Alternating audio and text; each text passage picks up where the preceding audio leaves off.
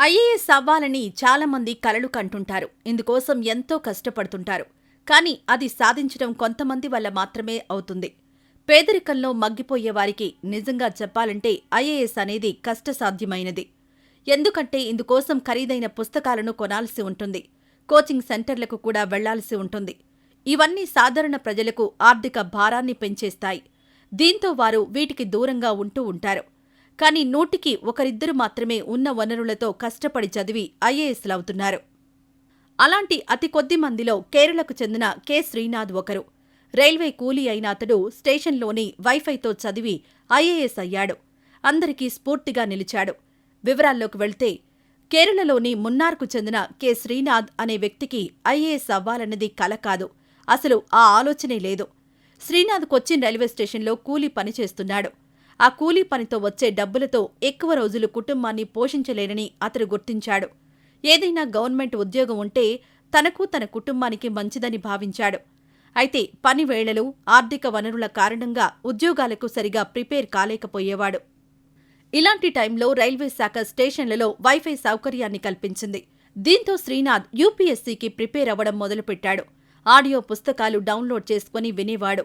అలా ప్రతిరోజూ చేస్తూ వచ్చాడు. ఎలాంటి కోచింగ్, ప్రత్యేకమైన క్లాసులు లేకుండా పరీక్షకు హాజరయ్యాడు. అతని ప్రతిభ ఆ పరీక్ష ద్వారా బయటపడింది. 82% మార్కులతో ఐఏఎస్ సాధించాడు.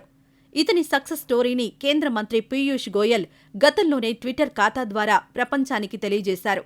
ప్రస్తుతం అతని సక్సెస్ స్టోరీ సోషల్ మీడియాలో వైరల్గా మారింది.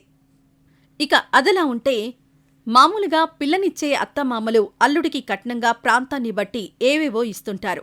మరీ ముఖ్యంగా కట్నం అంటే డబ్బులు, నగలు, ఆస్తులు ఇస్తారని తెలుసు. కాని ఈశాన్య భారతదేశంలో మాత్రం ఏకంగా అల్లుడికి కట్నంగా ఎలుకలనే ఇస్తారని తెలుసా? వినడానికి ఆశ్చర్యంగా ఉన్నా ఇది ముమ్మాటికి నిజం. అసలు అల్లుడికి కట్నం కింద ఎలుకలను ఇవ్వడం ఏంటని అనుకుంటున్నారా? అవును, దక్షిణ భారతదేశంలో ఇదే సంస్కృతి గత కొంతకాలం నుంచి సాగుతూ వస్తోంది.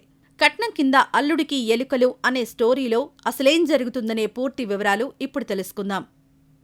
భారత్తో పాటు ఇండోనేషియా, థాయిలాండ్, చైనా, ఘనా వంటి దేశాల్లో ఎలుకలను ఆహారంగా తీసుకుంటారని మనకు తెలిసిందే. వీళ్లు చికెన్ కంటే ఎలుక మాంసం రుచిగా ఉండడంతో వీళ్లంతా ఎలుకల మాంసాన్నే ఎక్కువగా తినేందుకు ఇష్టపడతారట. ఇదిలా ఉంటే ఫిన్లాండ్లోని ఓలో యూనివర్సిటీకి చెందిన విక్టర్ బెన్నో మేయర్ ఇటీవల ఎలుకలపై ఓ పరిశోధన చేశారు. ఈ పరిశోధనలో అతనికి నమ్మలేని నిజాలు, ఆశ్చర్యపోయే సంస్కృతి తెలిసింది.